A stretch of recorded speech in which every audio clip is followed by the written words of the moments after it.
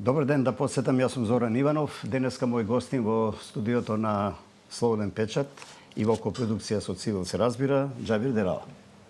Ме предупреди да не правам широка најава, еднаш изловев ќотек од еден наш колега дека многу сум најавувал, но некои работат па прават своја биографија и CV, некои јадеме бурек вака по медиуми.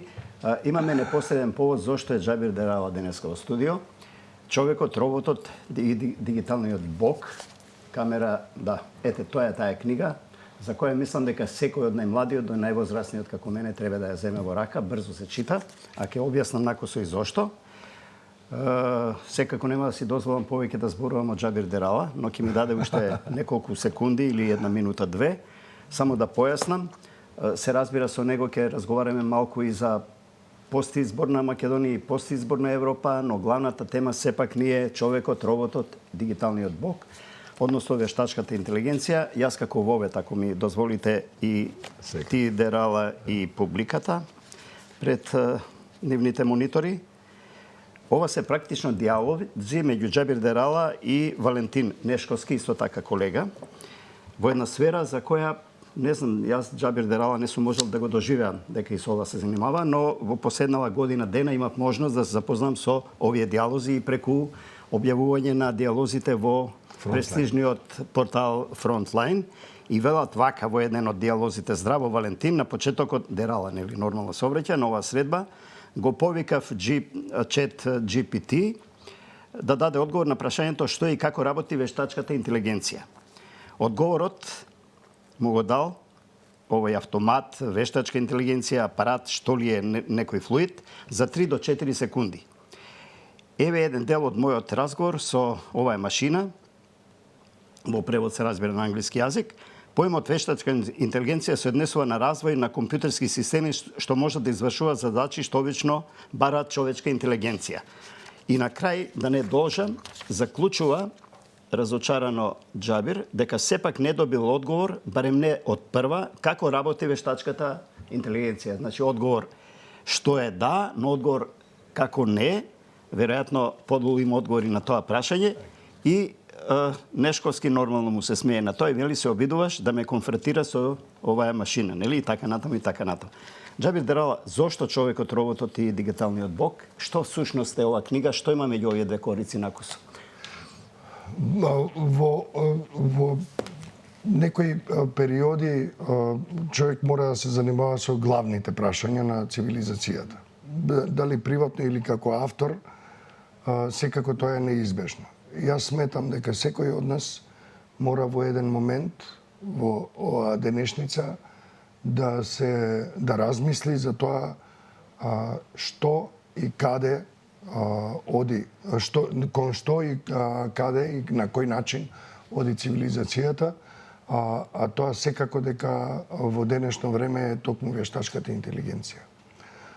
Иако ова звучи малку помпезно, сметам дека вештачката интелигенција е најголемиот изум на човекот, а некои велат дека е и последниот изум на човекот. Изум или систем изуми?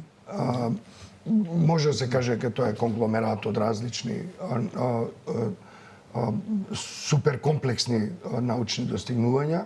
Меѓутоа, како конгломерат гледано, мислам и јас сум на тој став дека човекот, последниот изум на човекот е токму вештачката интелигенција и дека од тука па натаму, ако човекот има научни достигнувања и изуми, секако дека ќе бидат неизоставно поврзани токму со вештачката интелигенција, до момент кога вештачката интелигенција толку ќе го престигне својот творец, што човекот нема да има ни шанси да се надпреварува со вештачката интелигенција. Добро, Дерала. Веќе сега вештачката интелигенција е бебе кое уште не проодело. Веќе сега го промени, драстично го промени светот. Можеме да замислиме колку ќе го промени светот за 6 месеци. За година дена, да не зборуваме за 10, 20, 30, 100 години. И поради публиката што не гледа, ќе се вратам на насловот. Кој е човекот, кој е роботот и зошто дигитален бог? Бог во која смисла? Добриот бог или лошиот бог? Мислам дека оваа дилема провеува и во Така е. разговорот со колегата Нешовски. Нешовски, да. Човекот, тоа сме ние двајца во оваа студија. Тоа сме ние. Човекот кој ги има сите своји достигнувања, предности и мани, успеси и длабоки неуспеси, човекот кој ја создаде идејата за мир и за креација, човекот е тој што ја создаде идејата за војна и деструкција. Роботот во насловот е симбиоза од механика, машина и вештачка интелигенција. Во некоја перспектива, јас не верувам дека не така далечна, веројатно и ние двајца ќе ја доживееме, која ќе видиме и хибрид меѓу роботот, вештачката интелигенција и човекот, односно биотехнологијата веќе е во подем, се развива и веројатно првите резултати од тоа ќе ги видиме наскоро. Сега кај човекот обично се што е непознато и ново влева на некој начин страв поради неинформираност можеби. Од друга страна, јас насетувам дека вештачката интелигенција во ова глобална смисла за која ти зборуваш и со Нешковски во книгата, има и доста навестувања за некакви закани по човештвото. Да. И тука го барам сега Богот. Кој ќе управува во подалечна иднина? Всушност може да се лоцира и таму прашањето за дигиталниот Бог, онака како што е разработено во книгата. Дигиталниот Бог е на некој начин символ за тоа, за семоќност и сезнаење. Вештачката интелигенција во овој момент е на работ на сезнаењето, а наскоро ќе биде и семожна. И тоа се атрибути на Бог. А бидејќи се работи за дигитална технологија, за тоа и тоа е дигитален Бог. Сите атрибути што можете вие да ги и добро, ти самиот кажа дека тоа е човек кој нешто не знае. Да, точно така. Кога човек не може нешто да објасни, тогаш го припишува на Бога. Се што е надвор од наука, тоа е Бог.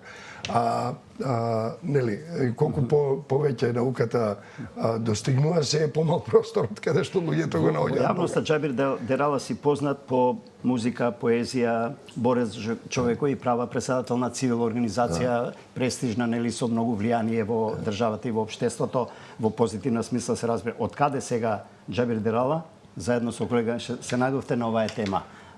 Добро, Што го заголица Џабир Дерала да се занимава со ова што е нешто уште не опипливо, но се уште недофатливо, нели за? Јас ја следам технологијата и науката, особено напредните технологии, дигитални технологии, од самиот почеток на мојата кариера. Тоа што јас сум science fiction фан, тотален science fiction фан, тоа малку луѓе го знаат, но тоа е уште еден од фактите кои постојано ме тераат да го следам тоа. Вештачката интелигенција ја користам многу и ја сметам за феномен кој мора да го имаме предвид. Меѓутоа и во онаа работа со која се бавам во новинарството и во истражувањата што ги спроведувам заедно со моите колешки и колеги во цивил, ние ја гледаме вештачката интелигенција како голем ресурс, но и како голема закана. И тука доаѓам до еден дел од прашањето претходно. Значи, вештачката интелигенција во овој момент, како што седиме ние овде, е една огромна закана за американските избори, например. Траги од примена на вештачката интелигенција во обидите за малигно влијание врз европските избори, видовме веќе и се разбира дека истражувањата се во тек.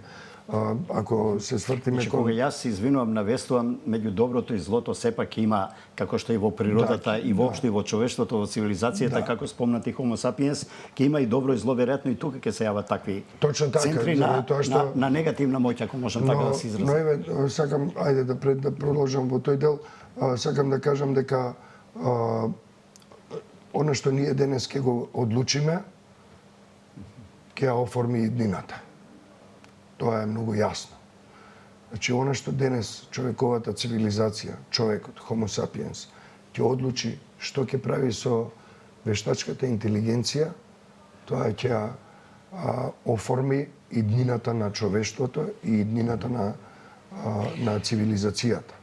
Ќе се вратиме и иднината на вештачката Ќе интелигенција. се вратиме покасно во овој разговор на содржината внатре, малку попластично да опишеш ти Нешковски низ диалогот за да биде уште појасно на Ние се гледачите кои не се обидовме доволно да информирани. објасниме на што е можно попопуларен начин, да речеме, јас ги следам трендовите, читам високостручни дела кои се поврзани со вештачката интелигенција. Се разбира еден дел од тоа, барам помош од информатичари, врвни информатичари. Сум имал среќа да се познавам се неколку од нив и да имам добра комуникација и соработка исто така во овој период. Така што, но тоа не сакав да го преточам заедно со мојот колега и коавторот Нешовски, не сакавме да направиме високостручна книга. Напротив, сакавме да го претвориме за книгата тоа во нешто што е да речам во информативно. третиот дел од нашиот разговор. добро. Сега само да подсетиш како помина вчера промоцијата во Скопскиот рок бар тука на плошта Слобода Гарсон.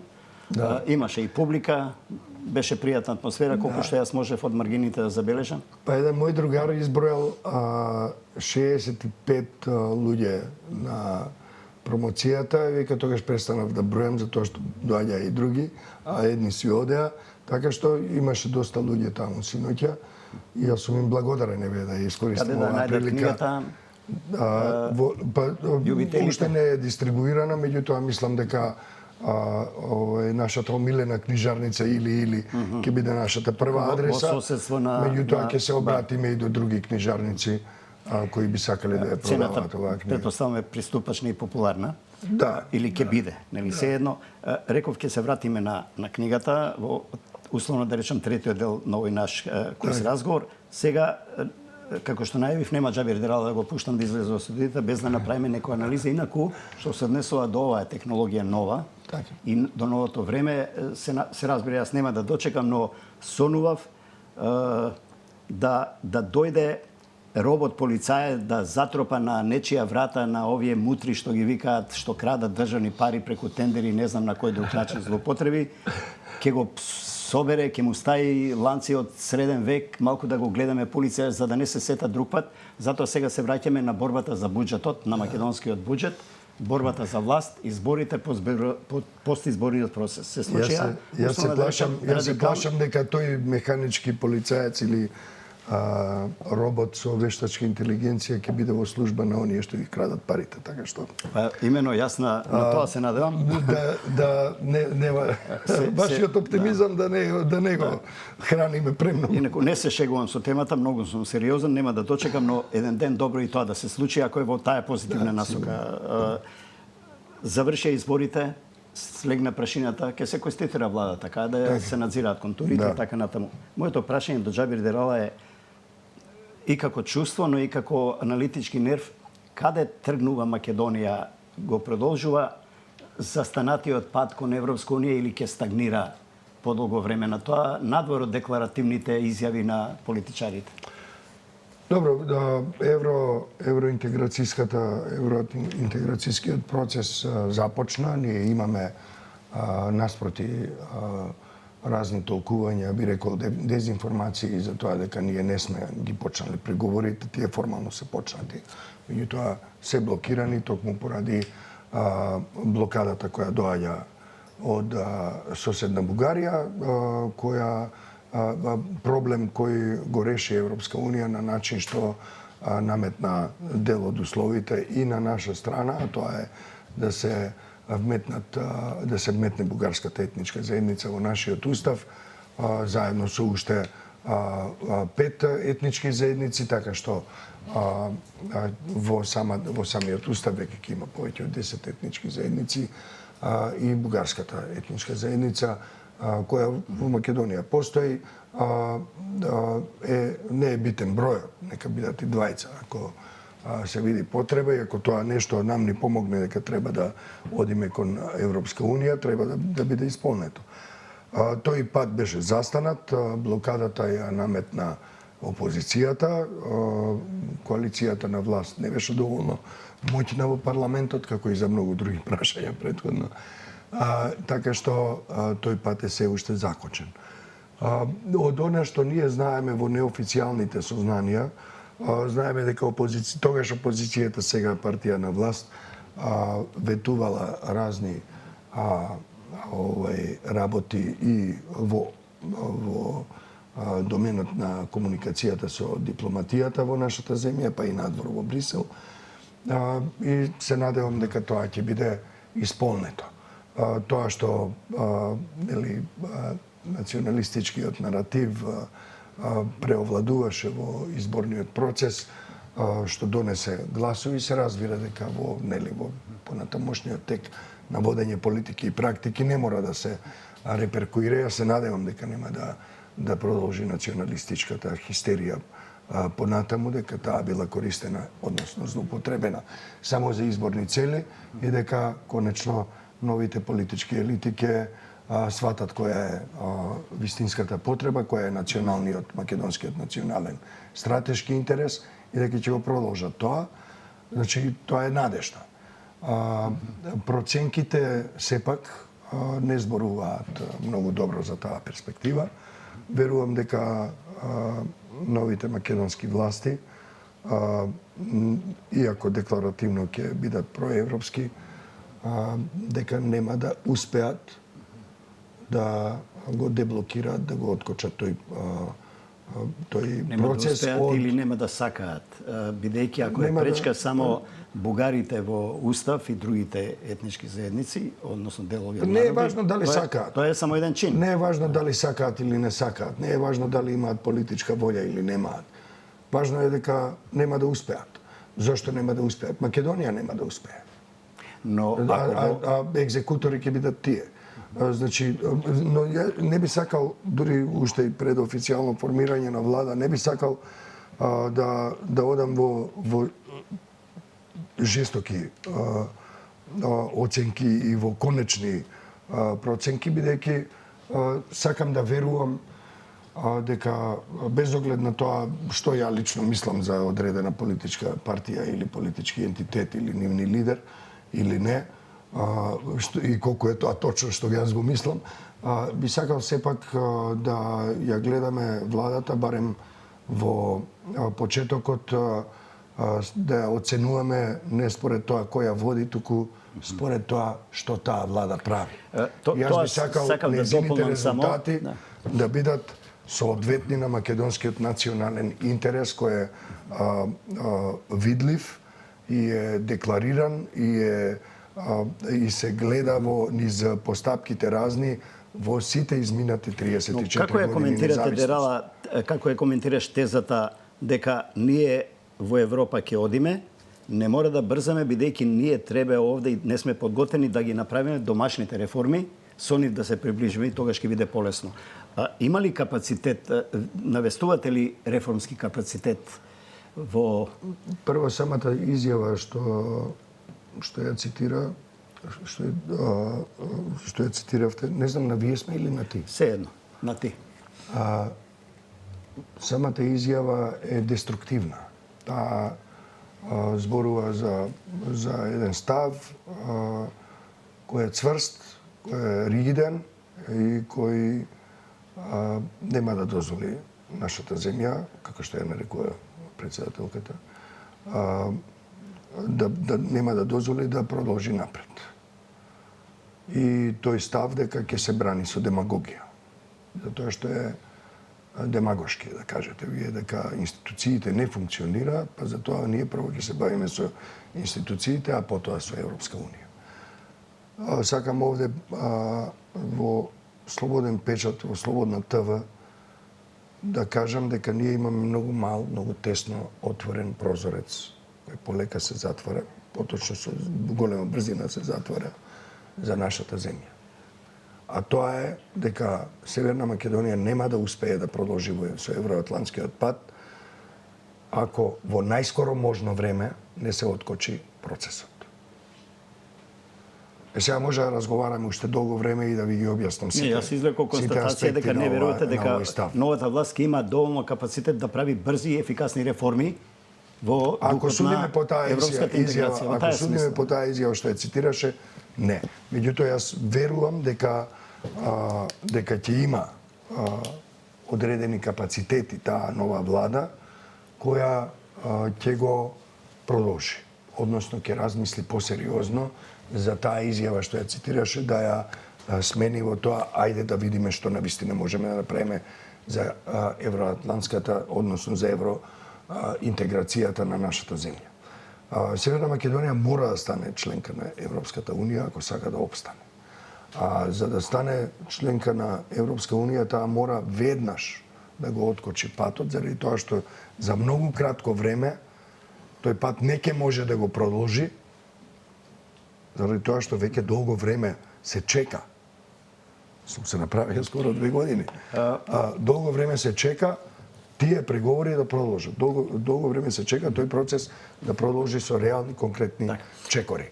Ако не го направиме тоа, ќе не пристигнат сите и соседните држави, ќе не пристигне и Украина, која е во жестока борба, битка за својата слобода.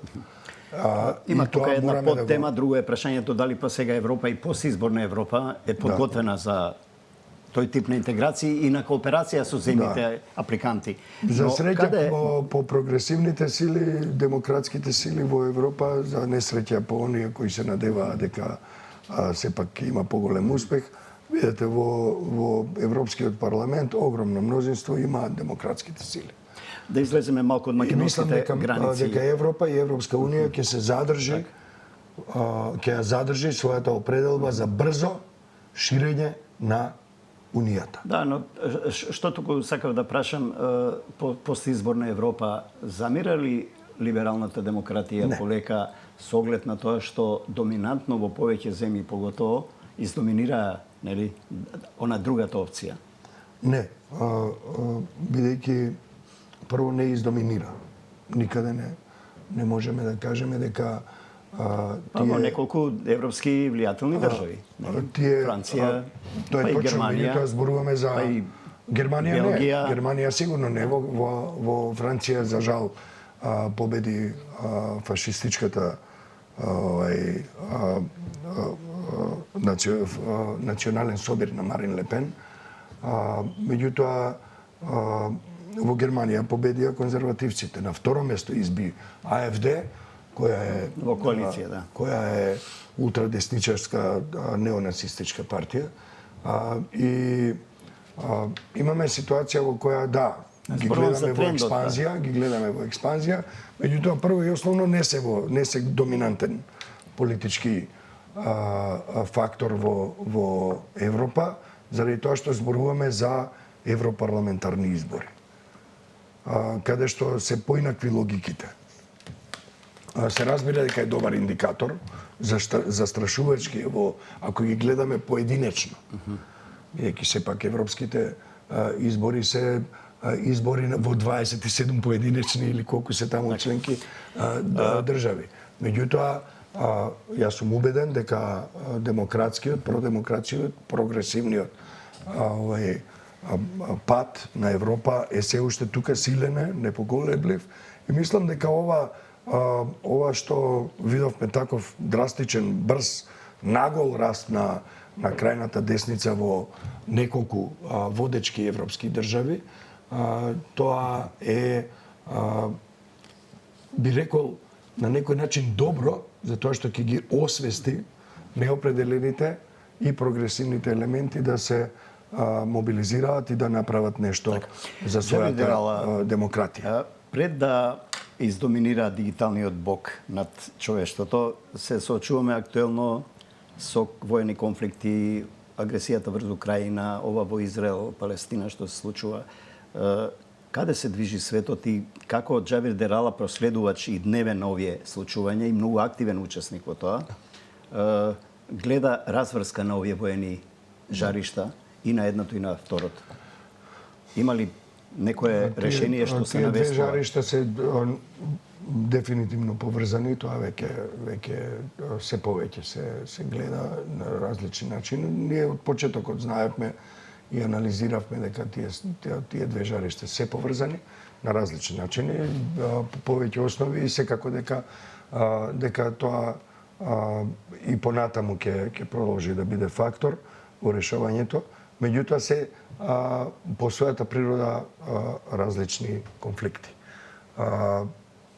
Во случајот со Украина, еве да видиме како ќе помине мировниот самит, според последните информации повеќе од 100 земји се пријавиле да учествуваат на мировниот самит што го иницира председателот Зеленски заедно со швајцарската влада, и тоа ќе биде според мене еден јасен индикатор за тоа каде мисли да оди светот во поглед на овој конфликт. Ако ништо друго, барем индикатор. Израелско-палестинскиот конфликт е многу долго траен конфликт, и воен, и политички, и во други сфери, и е исклучително комплициран. Низ призмата на овие две жаришта, И мислам дека ако успеат продемократските сили во Израел да најдат начин да ја демократизираат својата влада, бидејќи во моментов таму е на крајна десница е на власт, и видовме каде води крајна десница кога е на власт, таму верувам дека ќе се најдат решенија. Белким размената на кинапираните и на затворените ќе донесе некаков напредок во овие преговори сега со резолуцијата на американскиот предлог во Обединетите нации. Низ призмата на овие две жаришта, кои не се толку далеко од нашите очи, овде на Балканот и во регионов ги имаме, не знам, Белград и Приштина, Бања Лука и Сараево, и уште тука некои спорадични. Каде сме ние, односно регионов па и Македонија, во безбедносна смисла? Јас мислам дека Северна Македонија беше простор каде што се среќава лидери на страни кои се во конфликт. Ние го видовме тоа во текот на изминатиот период, кога во Охрид, освен во Брисел, во Охрид се водеа разговори меѓу косовскиот и српскиот врв, и Македонија се промовира себе си како место каде што се раѓаат или се создаваат, исклучуваат мировни иницијативи. Плод за мировни договори. Да. И тоа, јас се надевам дека новите политички елити ќе најдат сили да го одржат тоа, бидејќи на Македонија и даваат голема и меѓународна улога.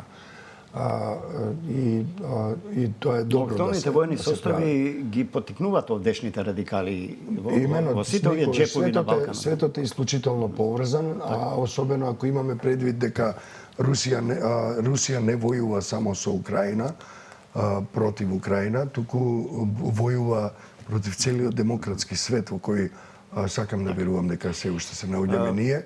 Русија води хибридна војна против Европа, дури и подолго време отколку што води војна против Украина, а војната во Украина трае 10 години. Да подсетиме, тие влегоа прв пат во 2014 година, потоа направија целосна инвазија во 2022.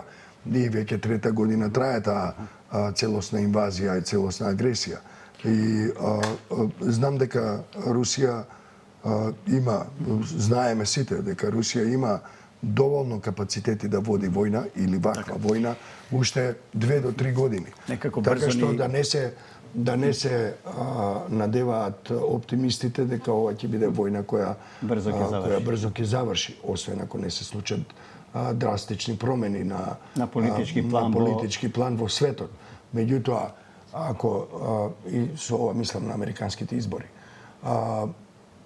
Но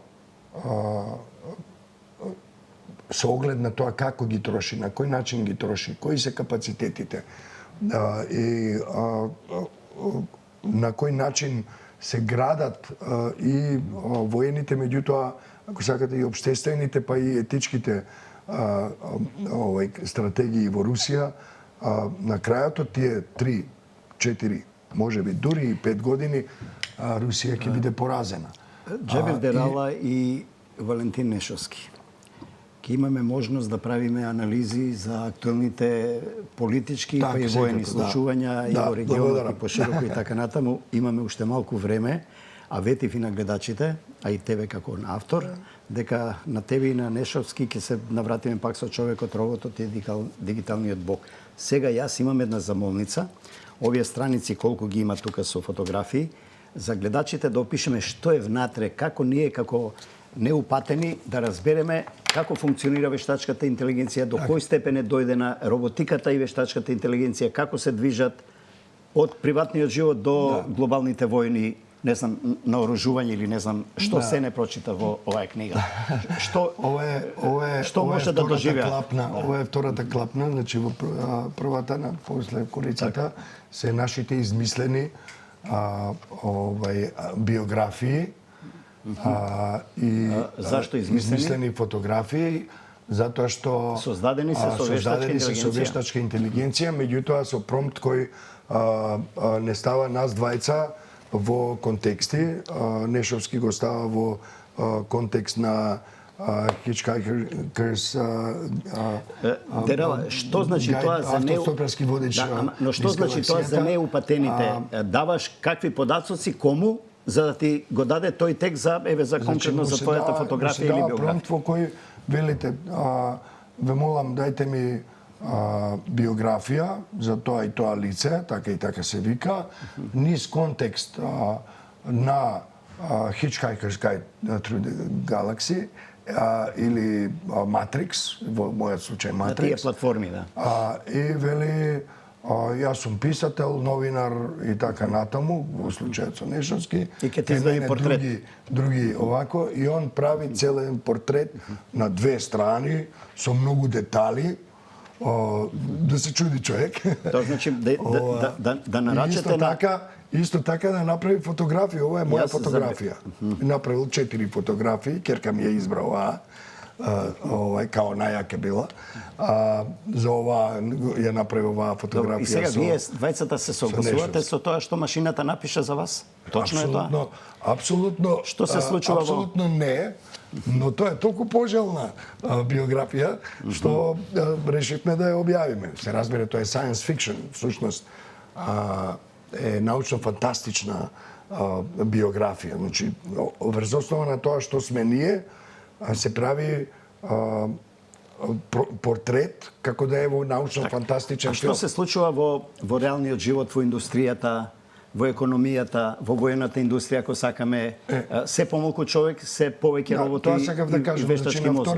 На втората клапна од книгата е всушност на некој начин планот, тематскиот план на самата книга и ова што го праша сега, всушност се работи за меѓу другото во оваа книга се зборува и за економските аспекти на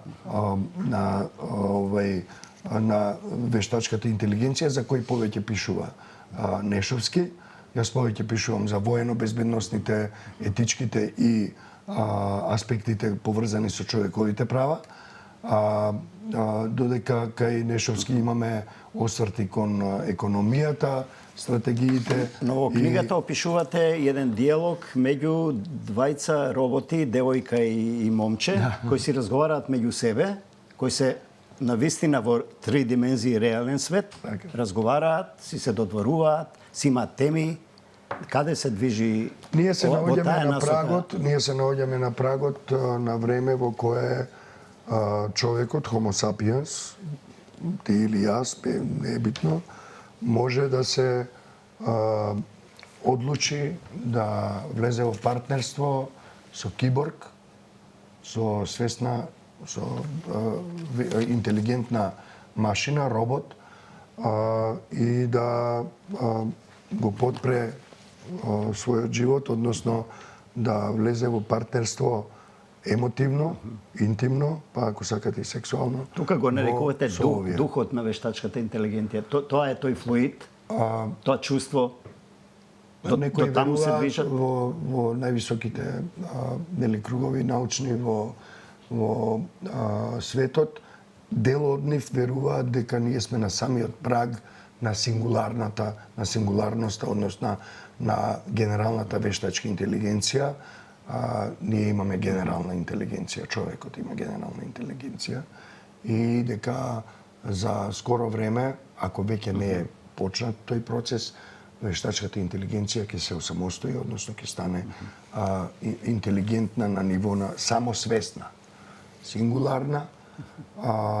И тука се веројатно стравувањата како таа ќе се однесува. Елон Маск, например, вели дека тоа е крај на човештвото. Јас мислам дека може да Тој е е припадник почеток на на таа благосостојбата. песимистичка ова Да, струја. имено. Јас мислам дека тоа е почеток на благосостојбата. Човек веќе во скоро време ќе почне да размислува дали да влезе во заедница со робот или биоробот Во или приватна пак заедница. Во приватна заедница. Веќе роботите се добро друштво на човекот. Во повеќе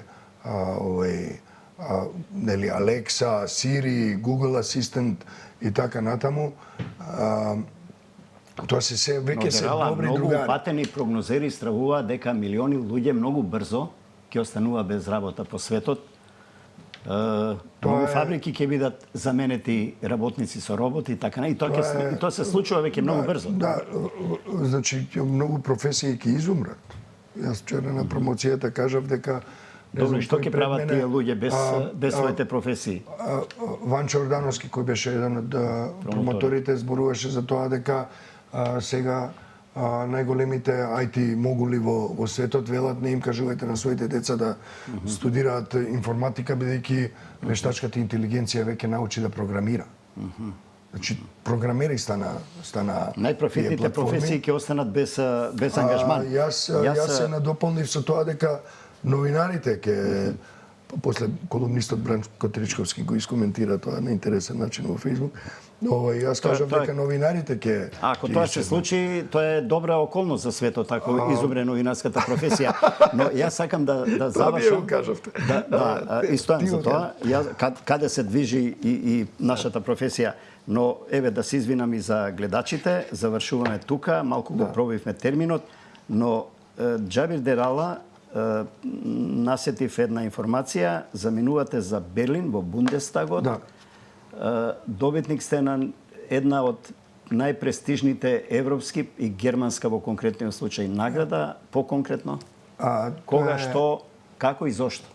Тоа е Journalism Solidarity Award, награда за солидарна награда за новинари за 2024, солидарна награда за награда за солидарна награда за новинари или не знам како да го преведам во моментов, се извинувам. Тоа е годишна награда која му се дава на еден новинар од југоисточна Европа. И за оваа година јас сум добитник на таа награда. Честитки.